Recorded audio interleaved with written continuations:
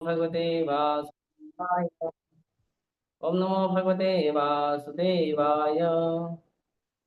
हरे कृष्णा। तो हम पढ़ रहे हैं श्रीमद् भागवतम से स्कंद 1 अध्याय 8 और श्लोक संख्या है 26।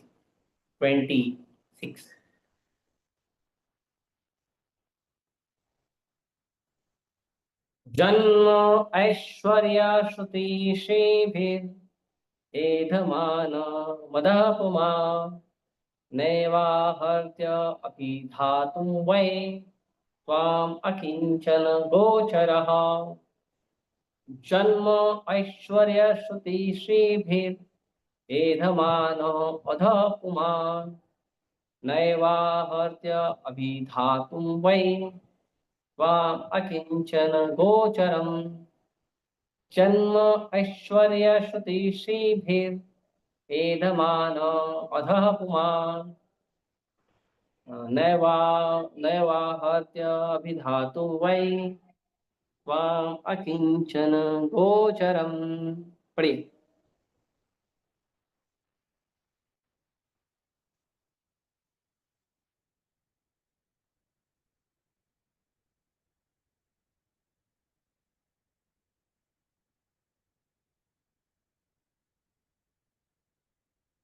पढ़िए।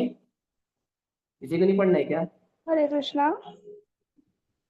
और लेट आया? जन्म पढ़िए पढ़िए पढ़िए। जन्मैश्वर्य श्रुतश्रीभिर् अधमा अधमानमदः पुमान् नैव हर्त्यभिधातुं वै त्वामकिञ्चन गोचरम्। हरि बोल। हरे कृष्णा प्रभु। जन्म हाँ, ऐश्वर्य शुचिर्वेदमान मद पुमान न एव हन्ति अभिधातुम वै त्वाम अकिंचन गोचरम। हरे कृष्ण।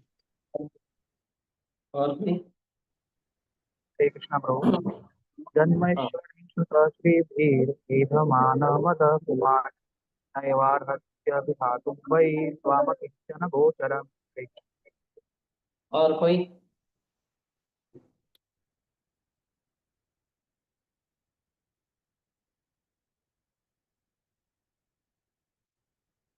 ओके। शब्दार्थ अनुवाद और तात्पर्य। कृष्ण कृपा मुक्ति अभय चरणारविंद भक्ति वेदांत स्वामी श्री प्रभुपाद की जय। जन्म जन्म ऐश्वर्य ऐश्वर्य श्रुत शिक्षा श्री भी सुंदरता के स्वामित्व द्वारा एधमानम लगातार वृद्धि करता हुआ मदह प्रवक्तता पुमान मनुष्य न कभी नहीं एव ही अर्हति पात्र होता है अभिधातुं संबोधित करने के लिए वै निश्चय ही त्वाम आपको अकिंचन गोचरम जो भौतिक दृष्टि से दरिद्र मनुष्य के द्वारा सरलता से प्राप्त हो सके। हे प्रभु, आप सरलता से प्राप्त होने वाले हैं, लेकिन केवल उन्हीं के द्वारा जो भौतिक दृष्टि से अकिंचन है, जो सम्मानित कुल ऐश्वर्य उच्च शिक्षा तथा शारीरिक सौंदर्य के द्वारा भौतिक प्रगति के पथ पर आगे बढ़ने के प्रयास में लगा रहता है, वह आप तक एकनिष्ठ भाव से नहीं पहुंच पाता। भौतिक दृष्टि से समुन्नत होने का अर्थ है किसी कुलीन परिवार में जन्म लेना और प्रचुर संपत्ति शिक्षा तथा आकर्षक सौंदर्य से युक्त होना। सारे भौतिकतावादी लोग इन सारे भौतिक ऐश्वर्यों को प्राप्त करने के पीछे पागल रहते हैं और इसी को भौतिक सभ्यता की उन्नति कहा जाता है। लेकिन परिणाम यह होता है कि इन समस्त क्षणिक भौतिक संपत्तियों के होने से मनुष्य कृत्रिम रूप से गर्वित हो उठता है और मदान्ध हो जाता है। फलस्वरूप भौतिकता के नशे में चूर ऐसे लोग भगवान का पवित्र नाम लेने तथा भाव विभोर होकर हे गोविंद, हे कृष्ण संबोधित करने में अक्षम हो जाते हैं। शास्त्रों में कहा गया है कि भगवान का पवित्र नाम एक बार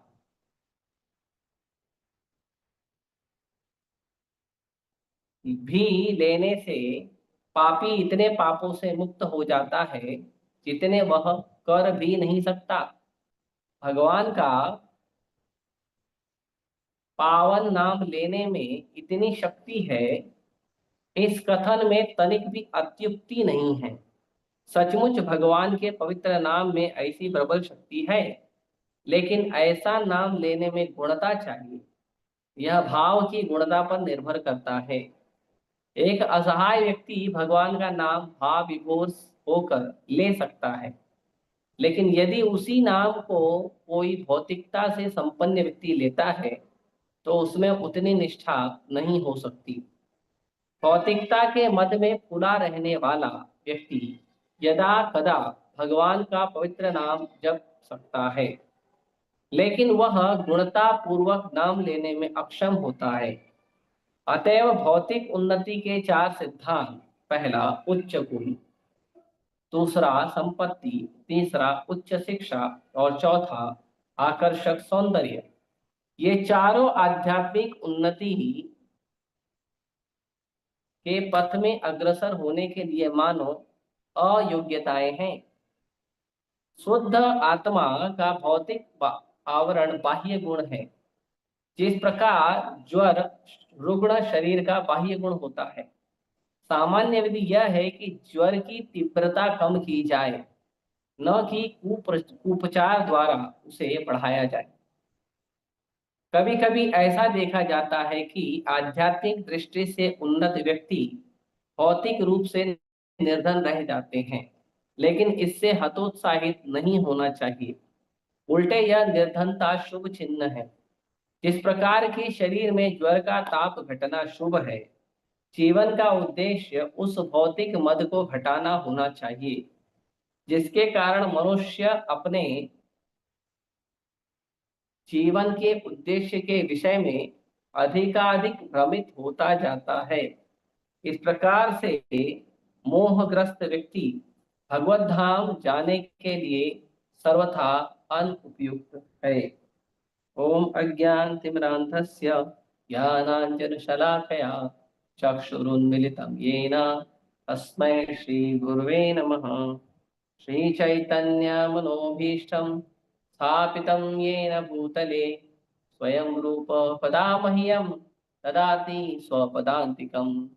वन्देऽहं श्रीगुरु श्रीयुतापदकमलं श्रीगुरून् वैष्णवांश्च श्रीरूपं साग्रजातं सहगण रघुनाथान्वितं तं सजीवं साद्वैतं सावधूतं परिजनसहितं कृष्ण चैतन्य देवं श्रीराधा कृष्ण पादान् सहगण ललिता श्री विशाखान्वितांश नमो विष्णुपादाय कृष्ण पृष्ठाय भूतले श्रीमते भक्तिवेदांत स्वामी निति नामिने। नमस्ते सारस्वते देवे गौरवाणी प्रचारिणे निर्विशेष शून्यवादी पाश्चात्य देशतारिणे। नमो विष्णुपादाय कृष्ण पृष्ठाय भूतले श्रीमते भक्ति सिद्धांत सरस्वती इति नामिने। श्रीवार्षभानवी देवी दयिताय कृपाब्धये कृष्ण संबंध विज्ञान दायिने प्रभवे नमः। माधुर्योज्ज्वल प्रेमाढ्य श्रीरूपानुग भक्तिदा श्री गौर करुणा शक्ति विग्रहाय नमोस्तुते। नमस्ते गौरवाणी श्रीमूर्तये दीनतारिणे रूपानुगा विरुद्धा अप्रसिद्धांत द्वांतहारिणे। नमो गौर किशोराय साक्षात् वैराग्य मूर्तये विप्रलंब रसाम्बोधे पादाम्बुजाय ते नमः। नमो भक्ति विनोदाय सच्चिदानंद नामिने गौरशक्ति स्वरूपाय रूपानुगवराय ते। गौराविर्भाव भूमे स्वं निर्दिष्टा सज्जन प्रिय वैष्णव सार्वभौम श्री जगन्नाथाय ते नमः। वाञ्छाकल्पतरुभ्यश्च कृपा सिन्धुभ्य एव च पतितानां पावनेभ्यो वैष्णवेभ्यो नमो नमः। नमो महावदन्याय कृष्णा प्रेम प्रदायते कृष्णाय कृष्ण चैतन्य नाम्ने गौरतुषे नमः। पंचतत्वात्मकं कृष्णं भक्तरूप स्वरूपकं भक्तवतानं भक्ताख्यं नमामि भक्तशक्तिकं। हे कृष्ण करुणा सिंधु दीनबंधु जगत्पते गोपेश गोपिका कांत राधाकांत नमोस्तुते। जयतां सुरतरोर्पंगो मम मन्दामतेर्गति मत्सर्वस्य पादाम्भोजो राधा मदन मोहनो दिव्यवृन्दारण्यकल्पद्रुमादः श्रीमद्रत्नागार सिंहासनस्थौ श्रीमद्राधाशीलगोविन्ददेवो पृष्ठाद्वि सेवमानोस्मरामि।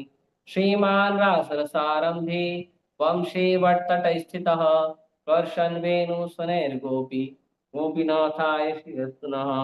तप्तकाञ्चन गौरांगी राधे वृन्दावनेश्वरी वृषभानुसुते देवी प्रणमामि हरिप्रिये। जय श्री कृष्ण चैतन्य प्रभु नित्यानंद श्री अद्वैत गदाधर श्रीवासादि गौर भक्तवृंद। हरे कृष्णा कृष्णा कृष्णा हरे हरे हरे राम राम राम हरे हरे।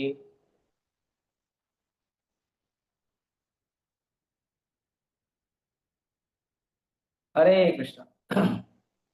आप सभी का स्वागत है हमारे प्रतिदिन के इस ऑनलाइन कक्षा में भक्ति वर्धनम। इसमें हम रोज श्रीमद् भागवतम से चर्चा करते हैं और अभी प्रसंग चल रहा है कुंती महारानी की प्रार्थना है। भागवतम में सबसे पहली प्रार्थना है कुंती महारानी की प्रार्थना और उसमें कई सारे मणि रूप में कई सारे हमें इसमें प्रार्थनाएं मिलती हैं। ये प्रार्थनाएं इतनी सुंदर हैं, अच्छी हैं। इन प्रार्थनाओं को याद करके हम भगवान के चरण कमलों में अर्पित भी कर सकते हैं। आचार्यगण कहते हैं कि हमें जब प्रार्थना करनी चाहिए तो हमें प्रार्थना करते समय इस चीज का याद रखना चाहिए कि हमारे शब्दों में हमारी प्रार्थना में ऐसे कोई बल नहीं है, क्योंकि हमारा जो मन है वो बहुत सारे अनर्थों से भरा है और जो जीव का मन अनर्थों से भरा है उसमें शुद्ध प्रार्थनाएं निकलना बहुत मुश्किल होता है। इसीलिए हमारे जो आचार्य गण हैं, आचार्य गणों की जो प्रार्थनाएं हैं हम उन्हें रिपीट करते हैं और ये बहुत ही प्रामाणिक मार्ग है कि भगवान को भगवान के शुद्ध भक्तों द्वारा की गई स्तुतियां प्रार्थनाएं जो हैं वो भगवान को अर्पित करनी चाहिए। भगवान उसे बहुत प्रसन्न होते हैं। इसीलिए हम लोग भागवतम से, भगवत गीता से या अन्य शास्त्रों में जो भगवान को प्रार्थनाएं की गई हैं, जैसे भागवत गीता में अर्जुन ने भगवान को प्रार्थना की है।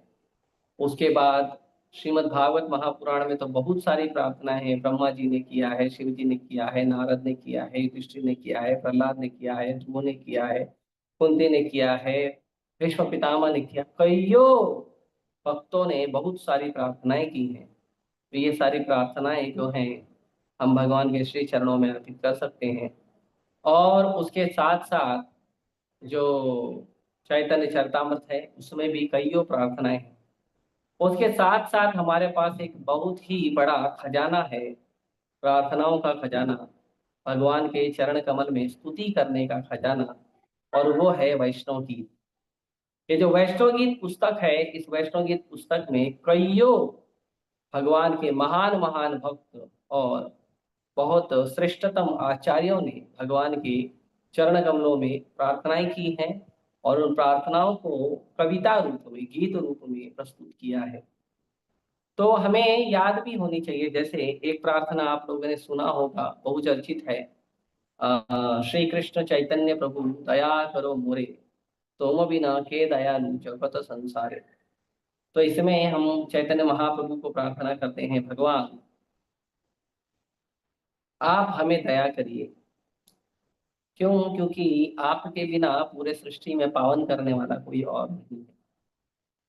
ऐसे भगवान कृष्ण के लिए, चैतन्य महाप्रभु के लिए, श्रीमती राधा रानी के लिए और भगवान के दशावतार स्रोत हैं, और भगवान की कईयों लीलाएं हैं, वृंदावन लीलाएं हैं और लीलाएं हैं, अन्य लीलाएं।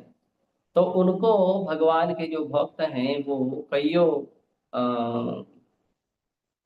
अच्छी तरह से उसको प्रेम के धागे में पिरो के वो जो मणि रूपी भगवान के चरण कमलों में जो प्रार्थनाएं हैं उसको बहुत सुंदर से बनाए हैं।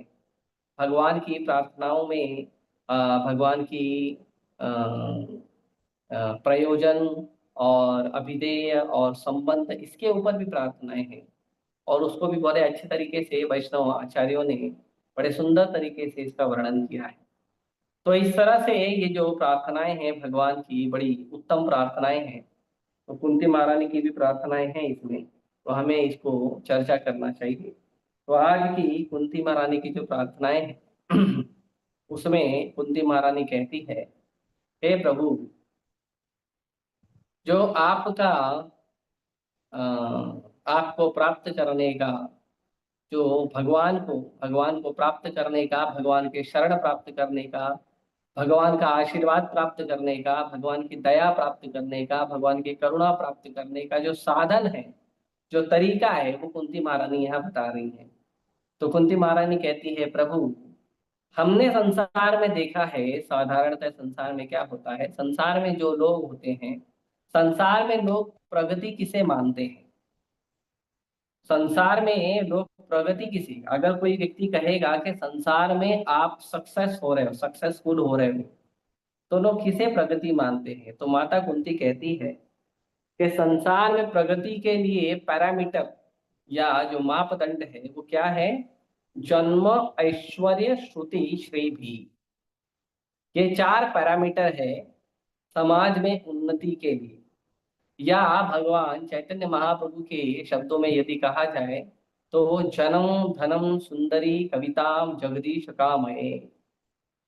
तो ये जो चीजें हैं, ये चीजें संसार में प्रगति को का लक्षण माना जाता है।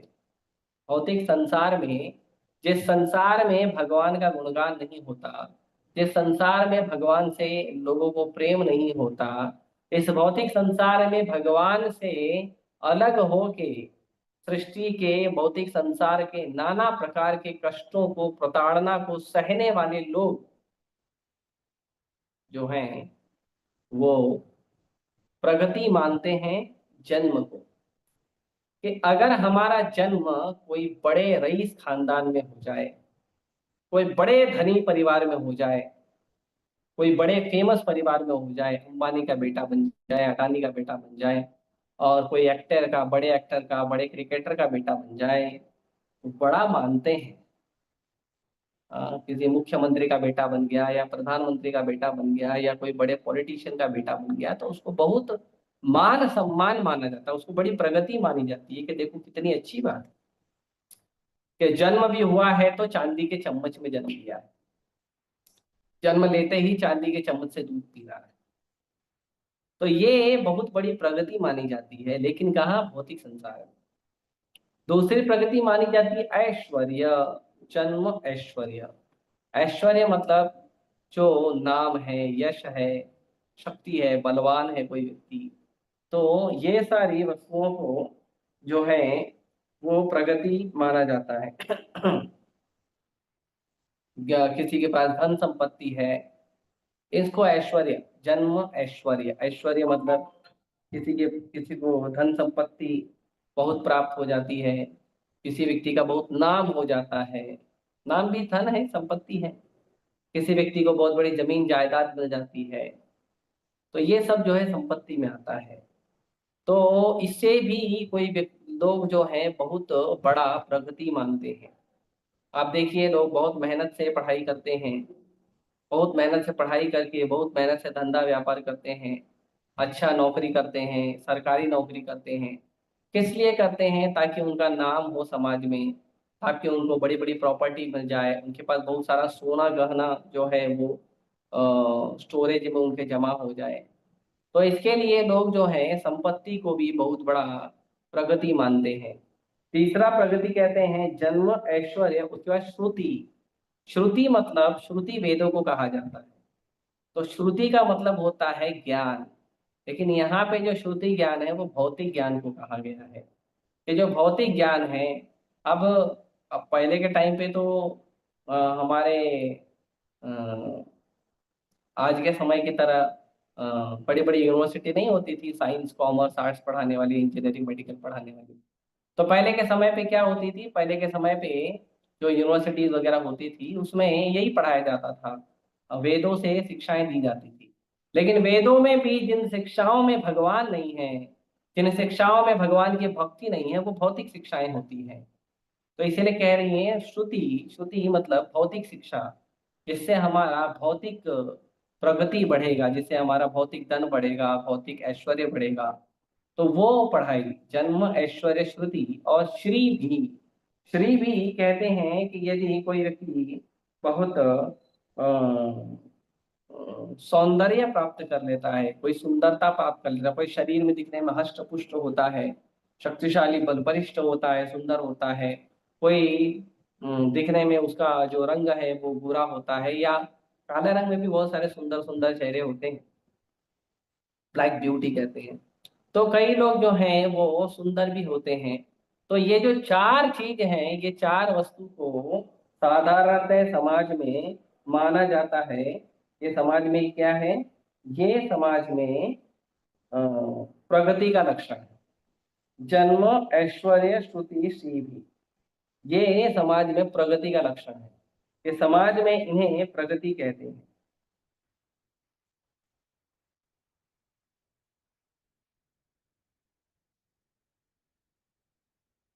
इन्हें समाज में प्रगति कहते हैं और समाज में इसे प्रगति के रूप में माना जाता है।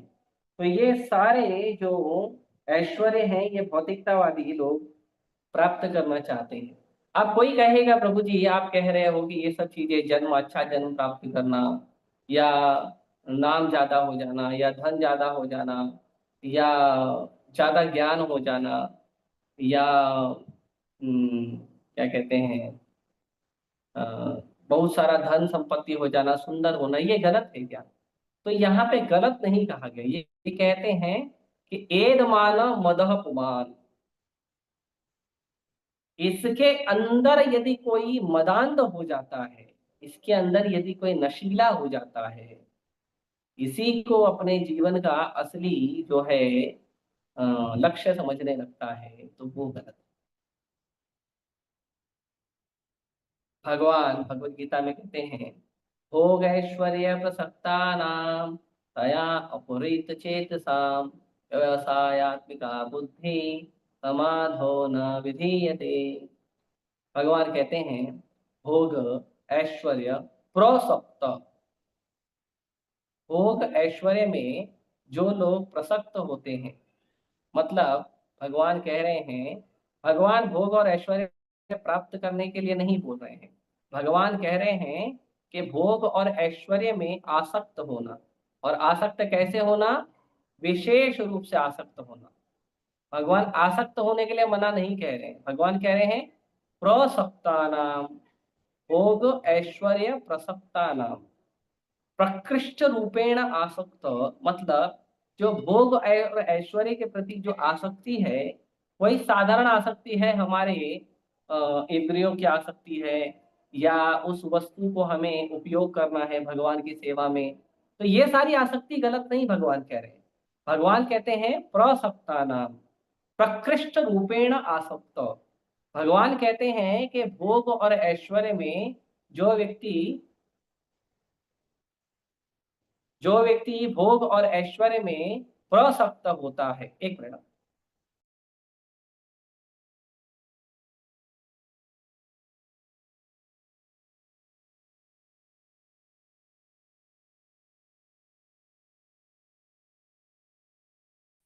तो भगवान भगवान कहते हैं कि जो भी व्यक्ति भोग और ऐश्वर्य में, भोग मतलब ये हमारी इंद्रियों को जो भी विषयों की आवश्यकता है, उन विषयों की तरफ आकर्षित हो जाना, ये भोग है।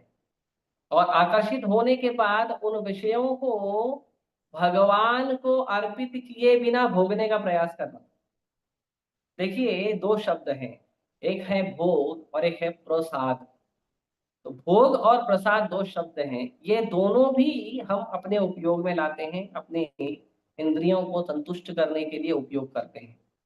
लेकिन भोग और प्रसाद में अंतर ये होता है कि भोग में कि किसी कोई वस्तु हमें अच्छी लगी और उसे हम उठा के केवल डायरेक्ट अपनी सेवा में लगा लिए। कोई वस्तु देखने में अच्छी लगी, कुछ सुनने में अच्छी लगी, कुछ खाने में अच्छी लगी, कुछ स्पर्श करने में अच्छी लगी, तो उस वस्तु को हमने क्या किया, डायरेक्ट उसको उपयोग करने लगा, उसको भोग कहते हैं। लेकिन प्रसाद कहते हैं कि जब उस वस्तु को हमने लिया और भगवान को अर्पण किया, और फिर भगवान को अर्पण करके प्रतिसाद भगवान के करुणा और कृपा के साथ जब हमने उसको स्वीकार किया है, तो वो कहते हैं प्रसाद। तो भगवान कहते हैं भोग और ऐश्वर्य के प्रति आसक्त होना गलत नहीं है, लेकिन भोग और ऐश्वर्य में इतना आसक्त हो जाना कि एदमाना मदह पुमान, भोग और ऐश्वर्य में इतना ज्यादा आसक्त हो जाना कि व्यक्ति को नशा हो जाए। कि कुछ लोगों को नशा होता है, मुझे बड़ा एक्टर बनना है, मुझे बड़ा सिंगर बनना है, मुझे बड़ा क्रिकेटर बनना है, मुझे बड़ा डायरेक्टर बनना है, मुझे बड़ा बिजनेसमैन बनना है, मुझे बड़ा ये बनना है, मुझे बड़ा वो बनना है, बड़ा वकील बनना है, बड़ा डॉक्टर बनना है, बड़ा जज बनना है। ये जो है बनना अच्छी बात है, अरे आप प्रगति करिए, बढ़िया है, प्रगति करिए। प्रगति करके जो भी आप धन संपत्ति अर्जित करो भगवान के चरणों में लगाओ।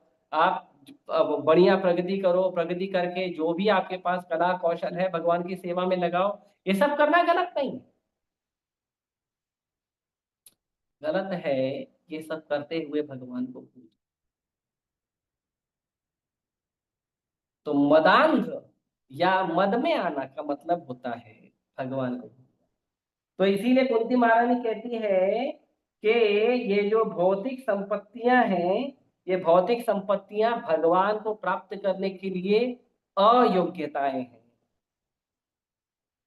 ये सारी जो भौतिक संपत्ति है, ये जो भौतिक धन है, जन्म ऐश्वर्य श्रुत श्रेय भी, ये जो चारों हैं, ये चारों क्या हैं, ये भगवान को प्राप्त करने के लिए किसी भी व्यक्ति के लिए योग्यता नहीं है।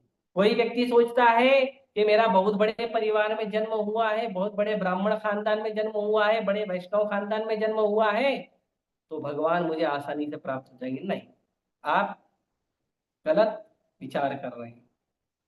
बड़ा ब्राह्मण परिवार में पैदा होने का मतलब नहीं है कि भगवान आप पर प्रसन्न होंगे। बड़े वैष्णव परिवार में प्रसन्न प्रकट होने का मतलब नहीं है। ऑब्वियसली ब्राह्मण ब्राह्मण परिवार में जन्म लेना या वैष्णव परिवार में जन्म लेना ये अपने आप में बड़ी बड़ी बड़ी उपलब्धि है। क्यों? क्योंकि जब तक किसी व्यक्ति का भजन एकदम तगड़ा नहीं होता है ना, तब तक वो ब्राह्मण वैष्णव के घर में पैदा नहीं। लेकिन आप सोचोगे कि मैं केवल ब्राह्मण के घर में पैदा हो गया हूँ, या वैष्णव के घर में पैदा हो गया हूँ, या मुख्यमंत्री के घर में पैदा हो गया हूँ, या किसी बड़े अमीर रईसजादे के घर में पैदा हो गया हूँ और मुझे भगवान मिल जाएंगे आसानी से, तो आप जो है गलत विचार कर रहे हैं। बड़ा बड़ा जन्म होने से नहीं प्राप्त कर पाएंगे भगवान को। आप ब्रह्मा जी के पुत्र भी बन जाओगे, लेकिन फिर भी भगवान को प्राप्त करने के लिए वो योग्यता नहीं है। देवताओं के पुत्र बन जाइए। जैसे हम देखते हैं महाभारत में देवताओं के 6 पुत्र हैं, कुंती महारानी के 6 पुत्र हैं, 5 पांडव और कर्ण। कर्ण भी देवता का पुत्र है, सूर्य देवता का। और जो 5 पांडव हैं, अर्जुन, भीम, युधिष्ठिर, नकुल, सहदेव, ये भी देवताओं के पुत्र हैं।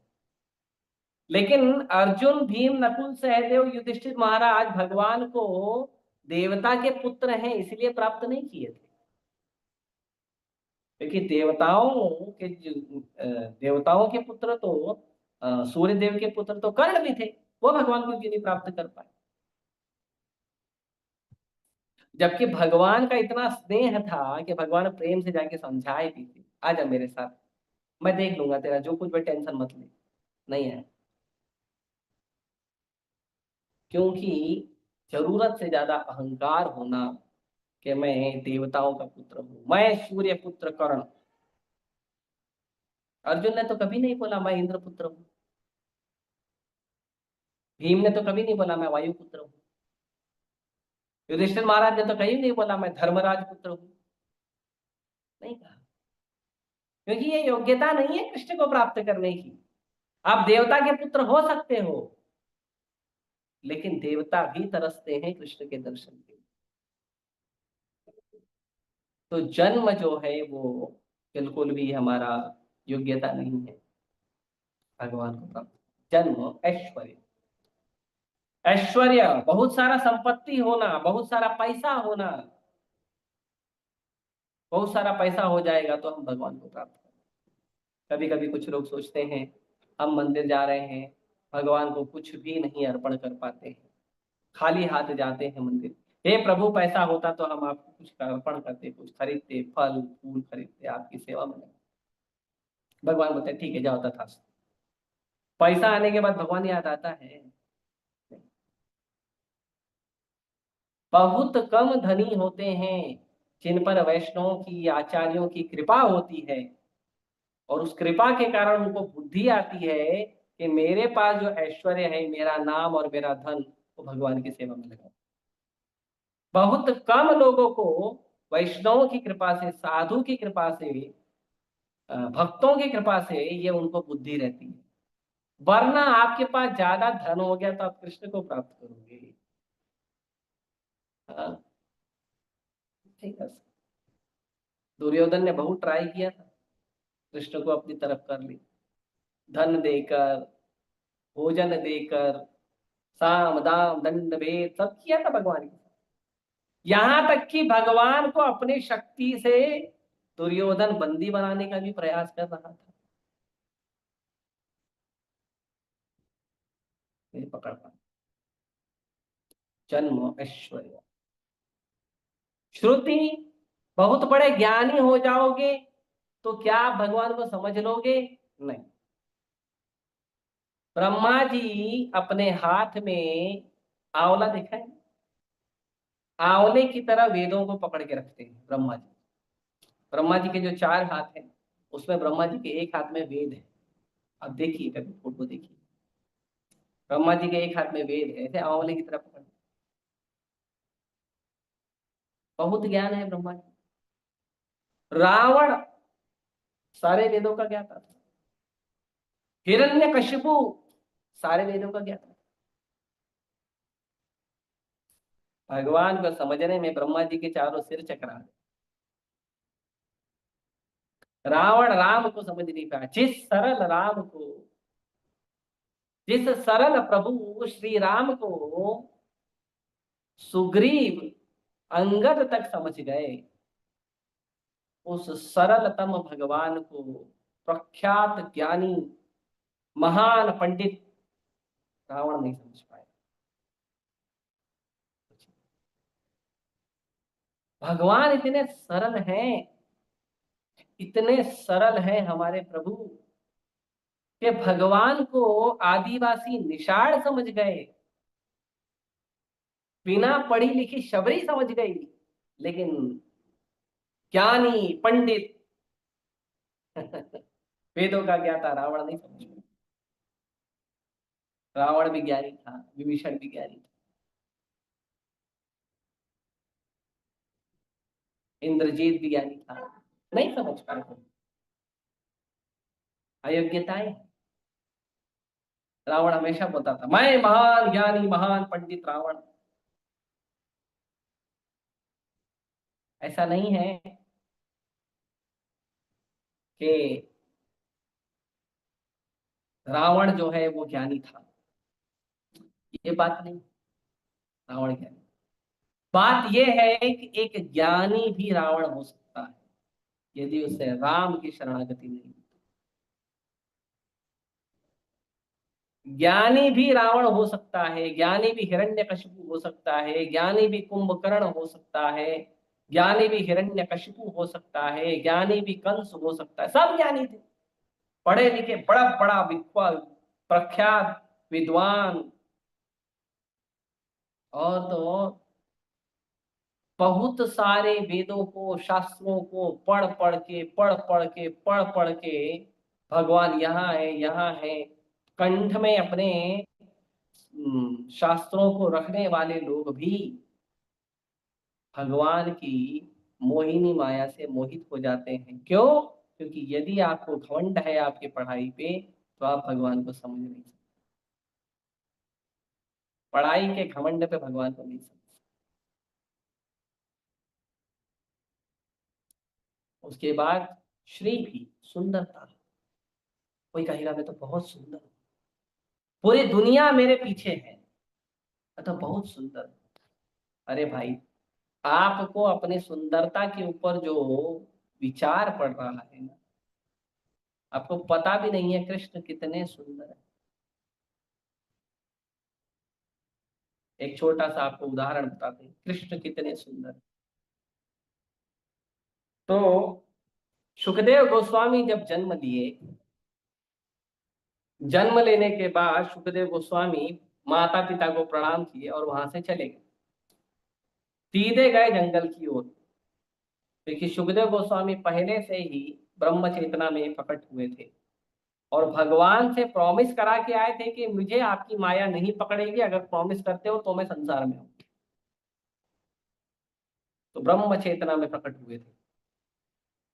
सुखदेव गोस्वामी जंगल की ओर चले। सुखदेव गोस्वामी 16 साल के लड़के थे, एकदम सुंदर, 16 साल के सांवले, सांवला शरीर, हष्ट पुष्ट बढ़िया शरीर। और सुखदेव गोस्वामी ने एक भी कपड़ा नहीं पहना था, एक भी कपड़ा नहीं। निकल गए घर से सीधा। पीछे से व्यास देव जी गए, उनके पिताजी पुत्र पुत्र पुत्र पुत्र पुत्र बुला रहे हैं, व्यास देव जी बुला रहे हैं और सुखदेव गोस्वामी चले जा रहे हैं, चले जा रहे हैं, पलटी मार के जवाब भी नहीं। तो उस बीच में एक ऐसा केस हो गया कि व्यास देव जी पुत्र को छोड़ दिए, उस वहां पर रुक गए। क्या हुआ?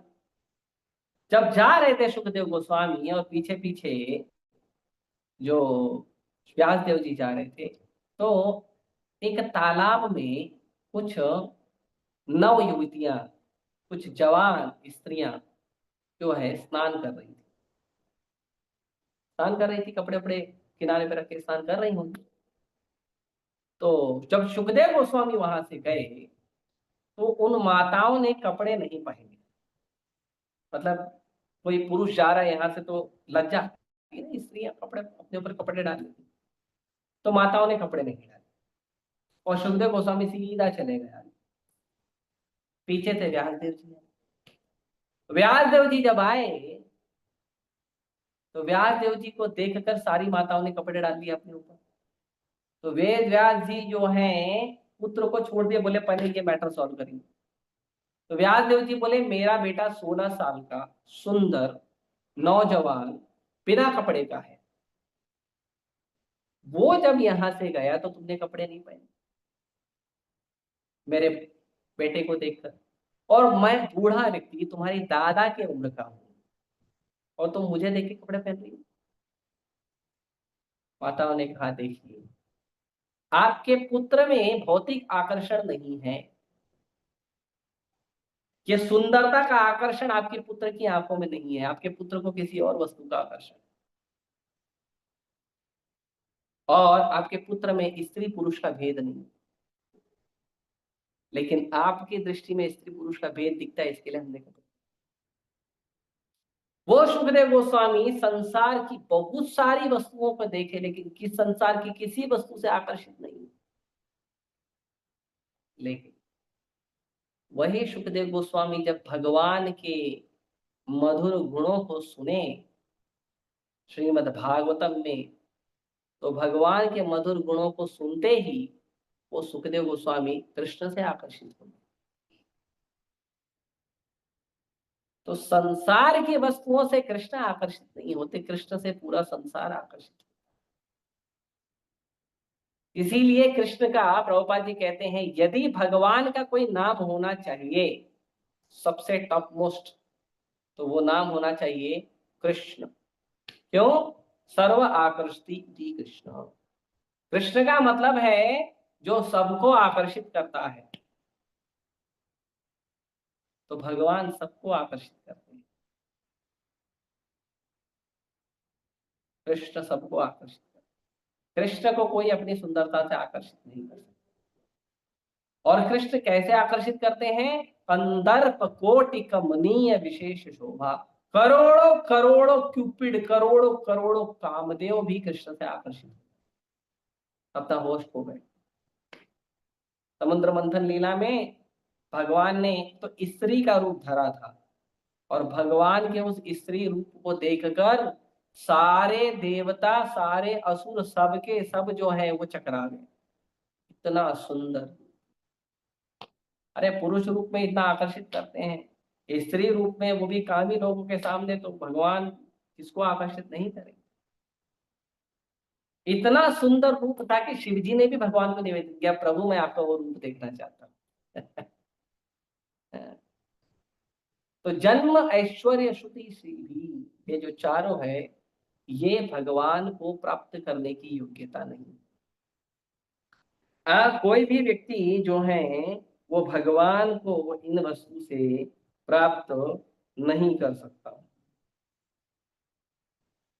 इसीलिए जो भौतिकता के नशे में चूर लोग होते हैं, जिन लोगों को अपने जन्म, ऐश्वर्य, श्रुति और श्री, इन वस्तुओं पर जिन लोगों को बहुत गर्व होता है ना, वो लोग खुल के भगवान का नाम नहीं ले पाते। दोनों भुजाओं को ऐसे उठा के हे कृष्ण, हे गोविंदा, हरे कृष्णा कृष्ण कृष्णा हरे हरे, हरे राम राम राम हरे हरे नहीं बोलते।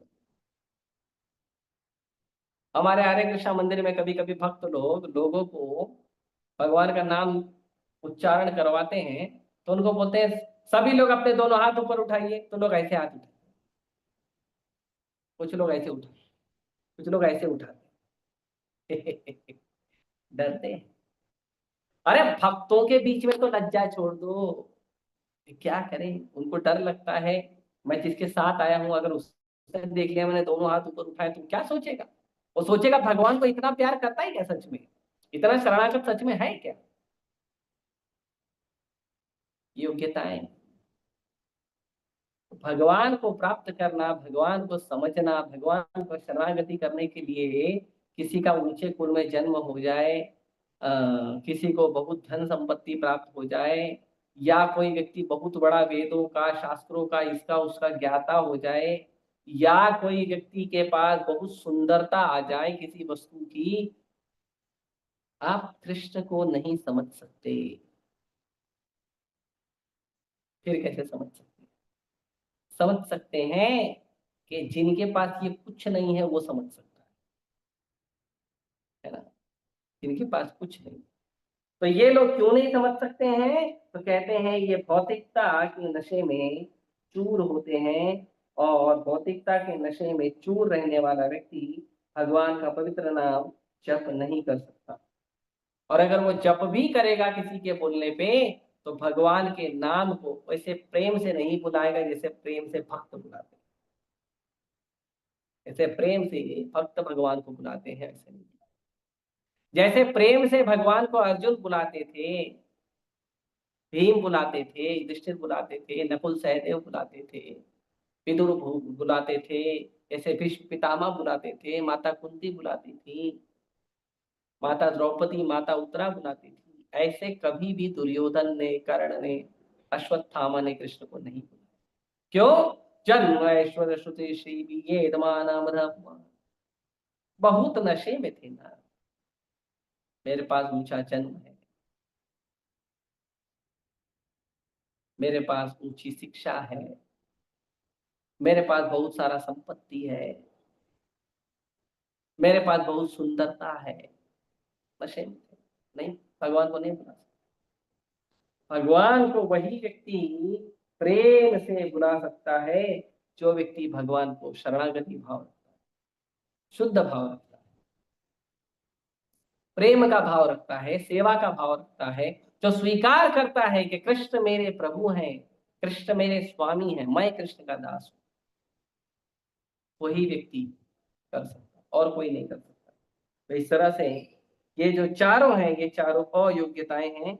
लेकिन जो शुद्ध आत्मा है, शुद्ध आत्मा का जो भौतिक आवरण है वो ये जो जन्म, ऐश्वर्य, श्रुति और श्री, ये क्या है? ये भौतिक आत्मा का, क्षमा कीजिए, ये जो आत्मा है आत्मा का भौतिक आवरण है। और प्रभुपाद जी कहते हैं ये एक ज्वर की तरह है, बुखार की तरह है। जन्म, ऐश्वर्य, श्रुति और श्री का जो नशा जब हो जाता है, मद जब हो जाता है, तो वो क्या होता है पता है? वो बुखार की तरह होता है। बुखार में व्यक्ति को अपना असली तापमान समझ में नहीं आता। उसका असली तापमान जो है छुप जाता है, वो तापमान बढ़ जाता है, हैवी हो जाता है, 102 डिग्री, 103 डिग्री, 104 डिग्री हो जाता है।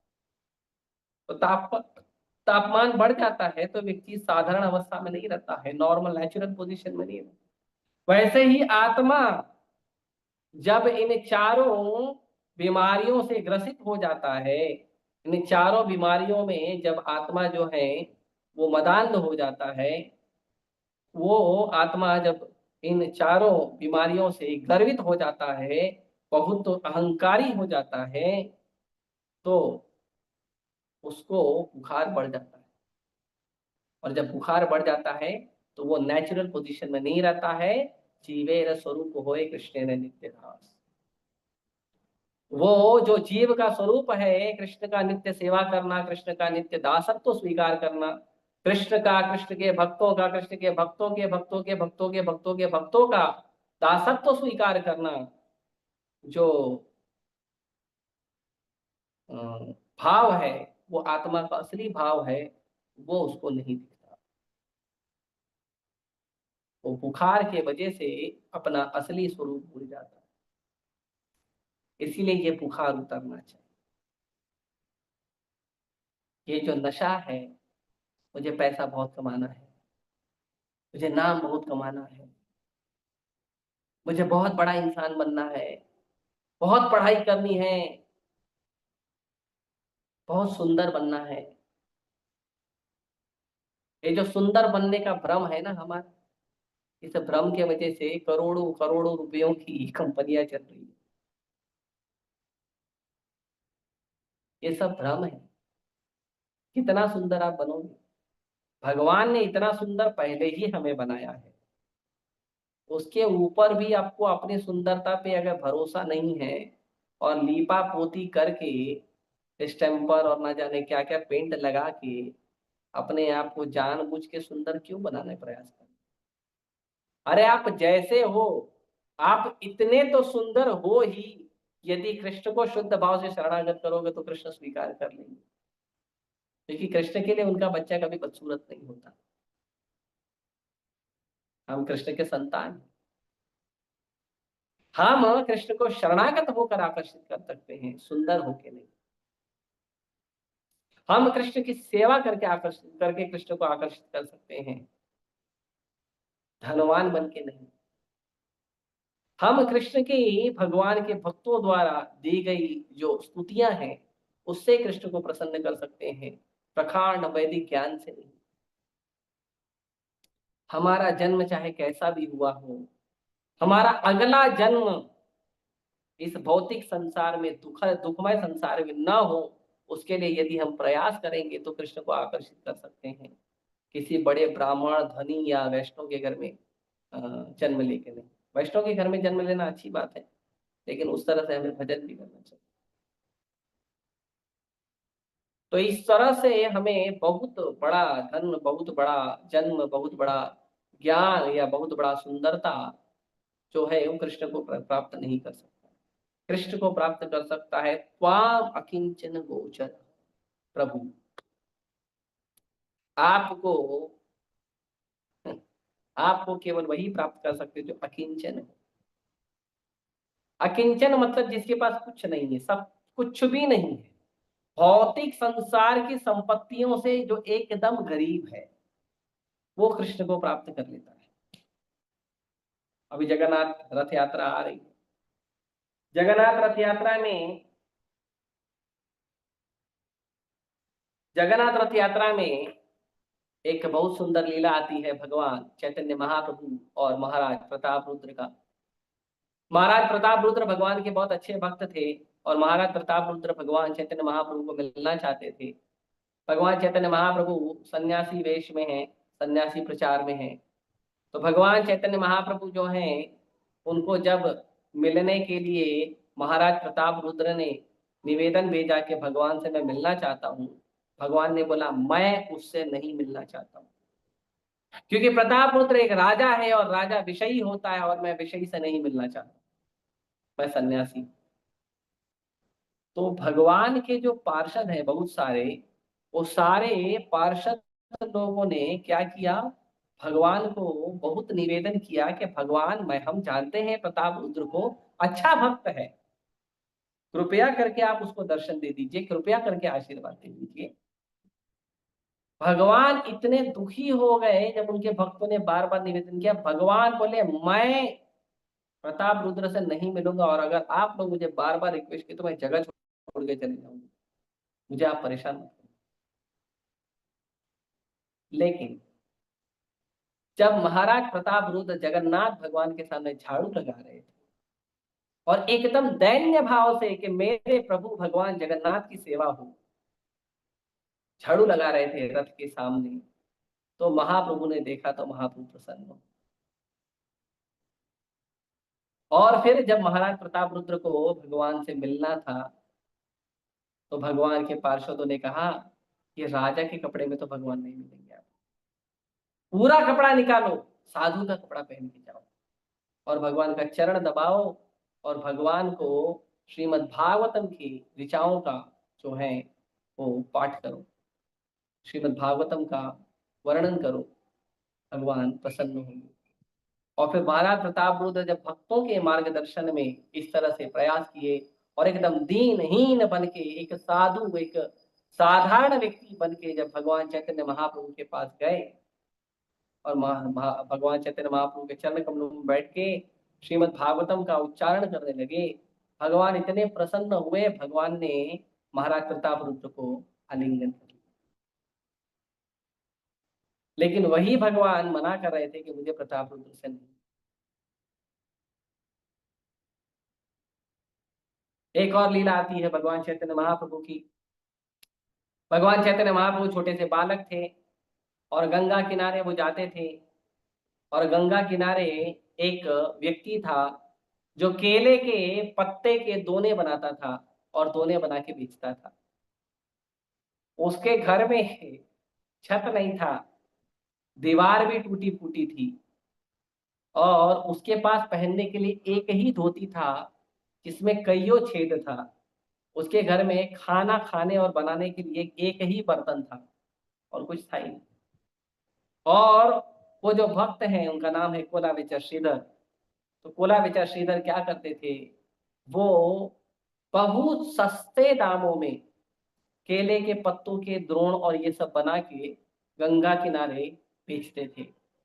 और भगवान चैतन्य महाप्रभु रोज जाते थे, निमाई पंडित रोज जाते थे और रोज झगड़ा करते थे और उनको बोलते थे कि तुम बहुत महंगा देते हो। कोला विचर श्रीधर बोलता था नहीं, मैं महंगा नहीं देता हूँ भाई, मैं बहुत सस्ता देता हूँ। नहीं नहीं, तुम बहुत महंगा देते हो। तो भगवान चैतन्य महाप्रभु रोज लड़ाई करते थे। तो कभी कभी कोला विचर श्रीधर बोलते थे एक काम करो, तुम फ्री में क्यों लूंगा मैं, आप मेरे को फ्री में लेने वाले समझते हो। तो भगवान जो है बहुत उनको करते थे और भगवान उनको बार बार बोलते थे कि कोला विचर श्रीधर, मैं जानता हूं तुम बहुत धनवान हो, तुम इतने धनवान हो ना, मैं एक दिन पूरी दुनिया को बताऊंगा तुम कितने धनवान हो। कोला विचर श्रीधर बोला मेरे पास क्या है, न घर है ठीक से, न बर्तन है, न कपड़े हैं, और उसमें भी जो प्रॉफिट वो कमाते थे केले के जो दोड़ बना के उनको बेचकर जो प्रॉफिट कमाते थे, जो मुनाफा मिलता था उनको, उसका आधा तो वो गंगा मैया की सेवा में दान कर देते थे। बचता क्या था, कुछ नहीं बचता था। और इस तरह से एकदम समर्पित भाव से भगवान चैतन्य महाप्रभु के चरण कमलों का स्मरण करते।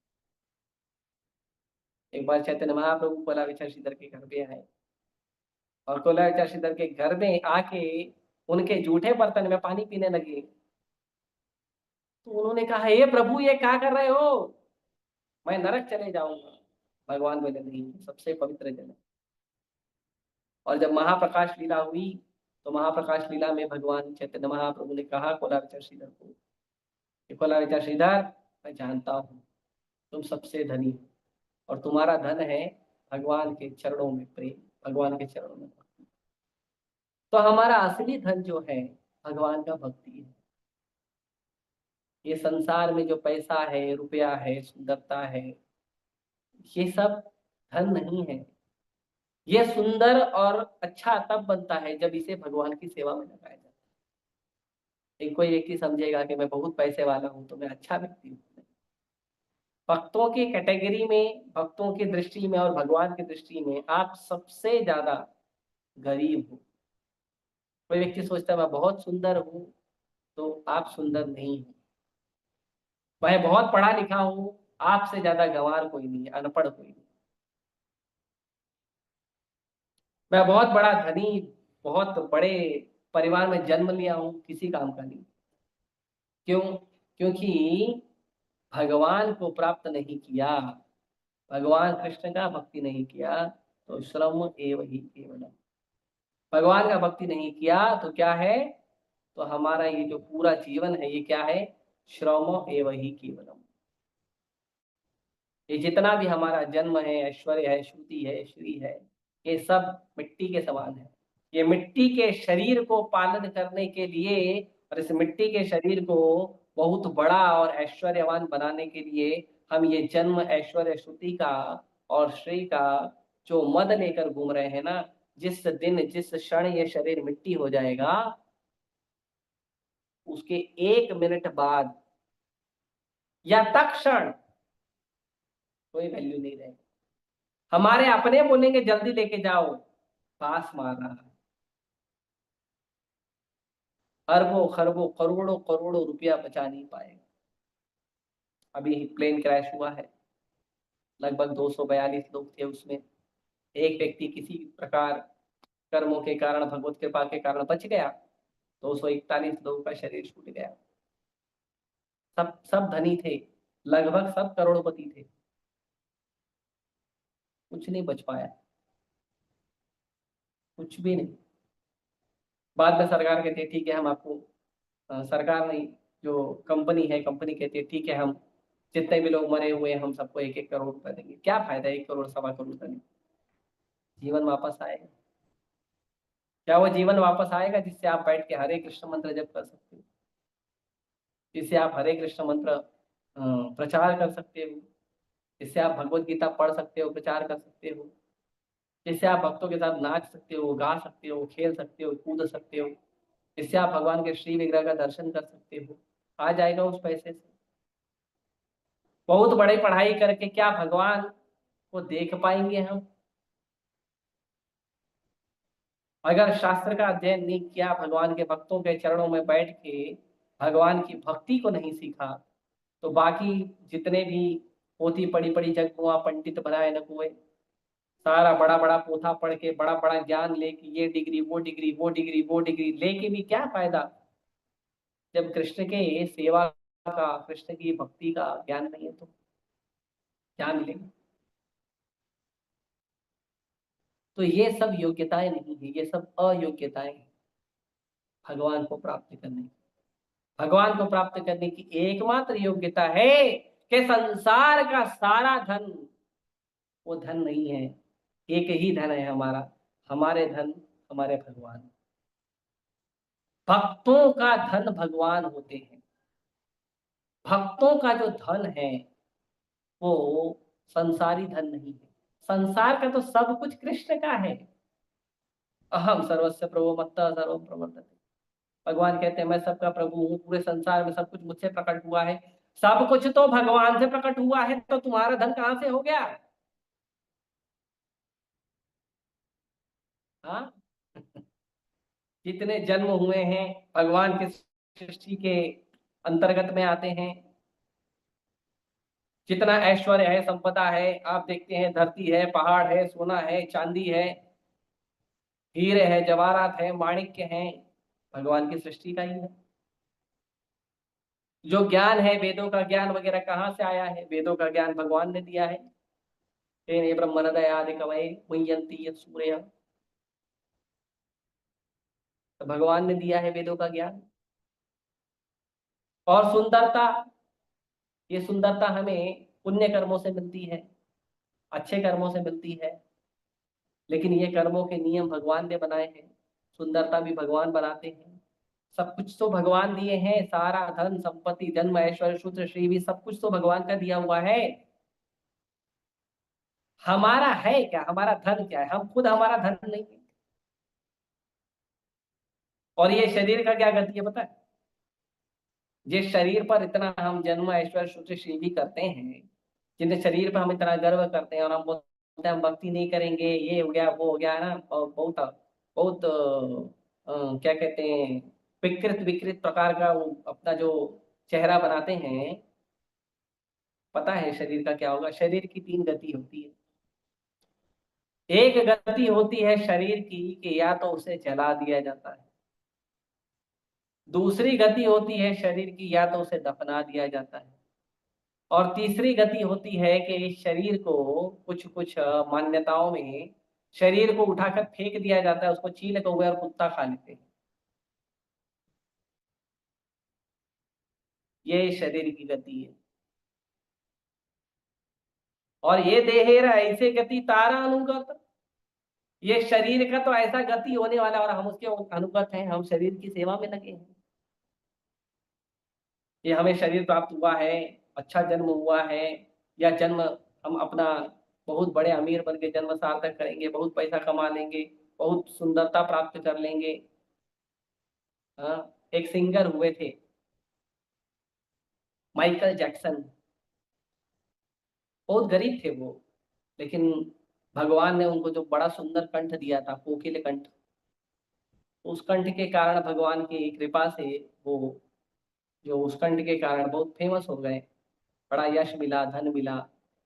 तो उनको लगता था मैं काला हूँ, क्योंकि अमेरिका जैसे जो अमेरिका यूरोप है, अमेरिका यूरोप में जो व्यक्ति काला होता है उसको लगता है कि उसको ज्यादा सम्मान नहीं दिया जाता, गोरे लोगों को सम्मान दिया जाता है।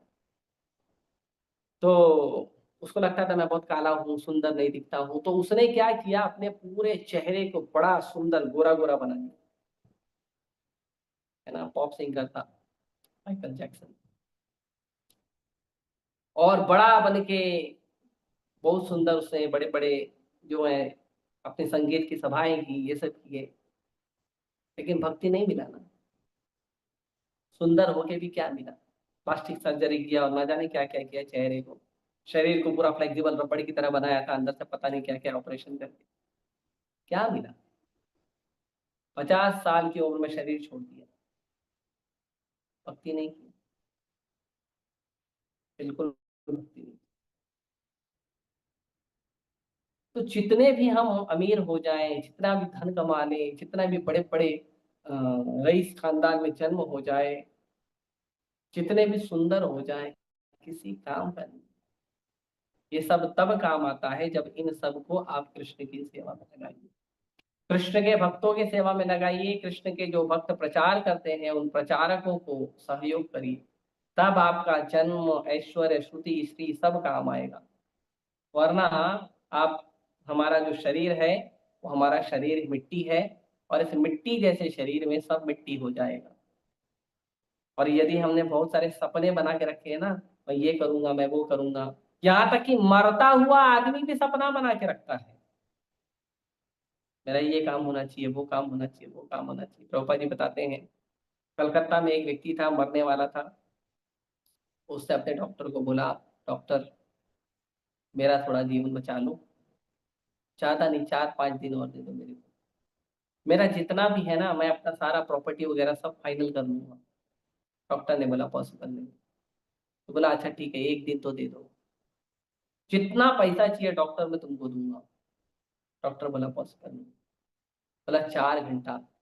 डॉक्टर बोला कुछ मिनटों में आप शरीर छोड़ने वाले हो, उससे ज्यादा 1 मिनट दे नहीं सकता। मरते मरते भी इच्छाएं रहती है, बहुत सारी इच्छाएं, व्यक्ति मर रहा है, डेथ बेड पे पड़ा हुआ है, लेकिन उसकी इच्छाएं होती है, मेरा ये हो जाए, मेरा वो हो जाए, घर बड़ा हो जाए, हमारे बच्चों का विवाह हो जाए,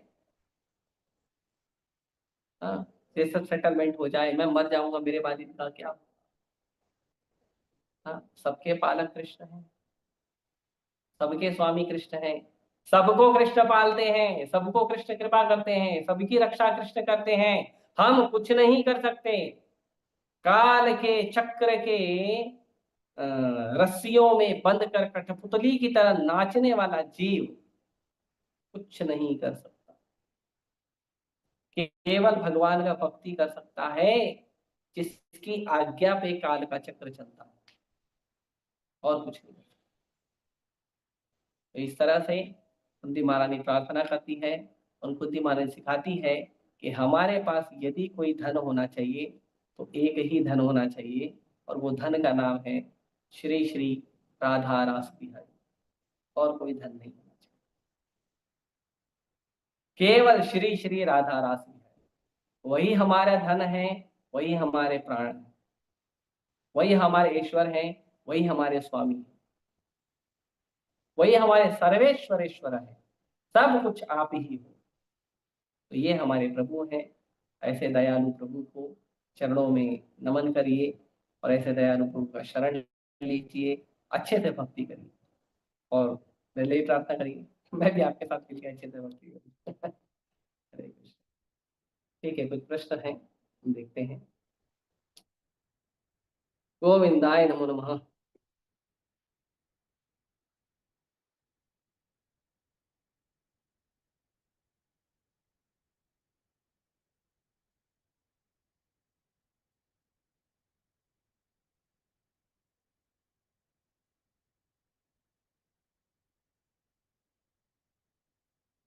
हाँ, उनके गले में तुलसी माला भी थी, पर वो प्याज लहसुन खाती थी और ज्यादा नाम जप।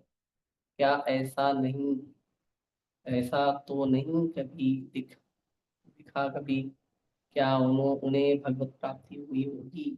ओके, तो आपका जो प्रश्न है कि आपकी जो नानी है, उन्होंने 25 साल तक भगवान का भजन किया। तो जो भगवान का भजन किया रहता है, भगवान के भजन से हमारा जितना समय भजन किया रहता है वो फिक्स हो जाता है। आप, हरे कृष्णा, इसको म्यूट करिए। भगवान का जो भजन करते हैं हम लोग, तो भगवान का भजन वो फिक्स होता है।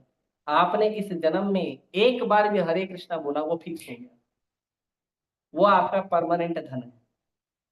आपने एक बार धाम यात्रा किया, वो आपका परमानेंट धन है। आपने एक बार भी प्रसाद पाया, वो आपका परमानेंट धन है। आप सोचो, जिस व्यक्ति ने 25 साल किया, उसको क्या कृपा मिली। तो ये बहुत ही सुंदर है, किसी ने 25 साल लगातार धाम यात्रा की, तो ये अच्छा है। ठीक है, और हमें इन सब चीजों को नहीं देखना चाहिए, उनकी अकाल मृत्यु है या समय पे मृत्यु आई, ये सब नहीं देखना चाहिए। और ठीक है, तुलसी माला थी और प्याज लहसुन खाती थी, तो वो गलत है, नहीं करना चाहिए।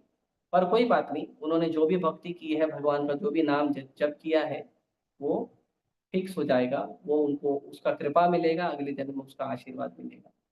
ठीक है, हमको इतना ही समझना चाहिए। दूसरा प्रश्न है, ओके, सेम प्रश्न है। और एक क्वेश्चन है, टॉक्सिक लोगों से कैसे एडजस्ट करें अगर सिचुएशन ऐसी हो कि हमें उनके साथ ही रहना पड़े? ओके। तो ये प्रश्न पूछा गया था परम पूज्य गोपाल कृष्ण गोस्वामी महाराज को। तो महाराज ने कहा कि जितना हमसे उनका संबंध बनता है, उतना ही संबंध रखना चाहिए। ज्यादा उनसे बात नहीं करना चाहिए, ज्यादा उनसे चर्चा नहीं करनी चाहिए। जितना हमारा उनसे साथ संबंध है, जितना उनसे काम है, उतना ही संबंध रखो, उतना ही हमको उनसे रिलेशन रखना चाहिए। उससे ज्यादा ना काम करना चाहिए, ना उससे ज्यादा बात करना चाहिए। जैसे अगर आप ऑफिस में जा रहे हो, आपका ऑफिस का जो आवर है, वो आपका ऑफिस का आवर मान लो शाम को 6 बजे खत्म हो जाता है। तो 6 बजे आपका ऑफिस आवर खत्म होने के बाद आप 5 मिनट 10 मिनट के बाद उनसे दूर हो जाइए, और फिर तुरंत हरे कृष्ण मंत्र जप करिए, ग्रंथों को पढ़िए, लेक्चर सुनिए, है ना, तुरंत ये करना चाहिए। जो भौतिकतावादी लोग हैं, उनसे कम रिलेशन रखिए। कामापुरता मामा, मराठी समझते हैं आप शायद समझते होंगे। कामापुरता मामा, जितना हमको काम है। जो व्यक्ति भजन नहीं करता, भक्ति नहीं करता है, वो व्यक्ति कोई भी हो पूरे दुनिया में, अपना हो या पराया हो, हमको उससे जितना काम है उतना बात करना चाहिए, उतना रिलेशन रखना चाहिए, उससे ज्यादा नहीं। क्यों? क्योंकि यदि आप ज्यादा संबंध बनाओगे तो वो लोग फिर आपको प्रचार करना उल्टा शुरू कर देंगे। ठीक है, कुछ प्रश्न है? ले लेते हैं। Okay, next question. पाप कर रहे हैं या नहीं, ये हमें कैसे पता चलेगा? तो देखिए, हम लोग पाप कर रहे हैं या नहीं, ये पता तब चलता है जब हम शास्त्रों को अच्छे से पढ़ते हैं और रेगुलर लेक्चर सुनते हैं। रेगुलर जब हम ग्रंथों को पढ़ते हैं और रेगुलर जब हम भक्तों के मुख से सुनते हैं तो हमें पता चलता है पाप क्या है, पुण्य क्या है। तो ये जो पाप और पुण्य जब हमें पता चलता है, तब हमें पता चलता है कि हम कर रहे हैं या नहीं कर रहे हैं। ठीक है, और अगर किसी किसी परिस्थिति में मजबूरी के कारण करना पड़ रहा है या किसी मजबूरी के कारण हो जा रहा है, तो हमें क्या करना चाहिए पता है? हमें भक्तों के पास जाके समाधान लेना चाहिए। ठीक है, उसके बाद अगला प्रश्न है, भगवान श्री कृष्ण ने भगवत गीता के लिए अर्जुन को ही क्यों चुना? अर्जुन भगवान के अच्छे भक्त थे, भगवान चाहते थे अर्जुन को माध्यम बनाना। भगवान हमेशा अपने भक्तों को ही माध्यम बनाते हैं, और शंकराचार्य जी कहते हैं कि भगवान अर्जुन के माध्यम से पूरे संसार को गीता देना चाहते थे, और अर्जुन को इसलिए भगवान ने ज्ञान दिया। उसका उत्तर भगवान भगवत गीता में देते हैं, भक्तो सी में सखा चेती रहस्यम एतद उत्तमम। भगवान कहते हैं कि अर्जुन तुम मेरे मित्र हो और तुम मेरे भक्त हो, इसीलिए मैं ये ज्ञान दे रहा हूँ। ठीक है, अगला प्रश्न है, क्या हम पूरा दिन माला करें या ब्रह्म मुहूर्त में माला खत्म करना चाहिए? देखिए, सबसे सुंदर तो ये है कि आपका जो 16 माला है वो जितना हो सके उतना जल्दी सुबह हो जाना चाहिए। उसके बाद भी 24 घंटे में आप एक्स्ट्रा माला जप कर सकते हैं। प्रभुपाद जी ने कहा है 16 माला मिनिमम करना है, मैक्सिमम नहीं बोला है। तो 16 माला करने के बाद भी यदि आपके पास समय है तो आप एक्स्ट्रा माला कर सकते हैं। लेकिन अगर ब्रह्म मुहूर्त में 16 माला नहीं हुआ है तो भी 24 घंटे में कम से कम हमें 16 माला पूरा करना चाहिए रोज का, और 25 माला एकादशी का या जो त्योहार आते हैं उनका। ठीक है, ओके। तो संतोष तिवारी प्रभु ज्वाइन किए हैं। प्रभु जी हरे कृष्णा, आपका स्वागत है, बड़े दिनों के बाद आपके दर्शन हुए हैं। हरे कृष्ण। एक मिनट, एक और प्रश्न आ गया है। हरे कृष्णा प्रभु जी, कृपया करके रथ यात्रा के दिन का रूटीन या शेड्यूल बताने की कृपा करें। मैं भक्ति में भाग लेने और सेवा करने के लिए उत्सुक हूँ। ओके, तो आपको ये मैसेज जिस ग्रुप पे आया है ना, उस ग्रुप में पूरा शेड्यूल आ जाएगा रथ यात्रा का। ठीक है, आप उसको पालन करिएगा। ओके, हरे कृष्णा। ठीक है, सभी का धन्यवाद, स्पेशल धन्यवाद संतोष प्रभु का। संतोष प्रभु मेरे कलीग हैं, हम लोग पढ़ाते थे साथ में कॉलेज में। ठीक है, धन्यवाद। आप सभी का धन्यवाद। हरे कृष्णा। गीता श्रीमद् भागवतम की जय। श्री प्रभुपाद।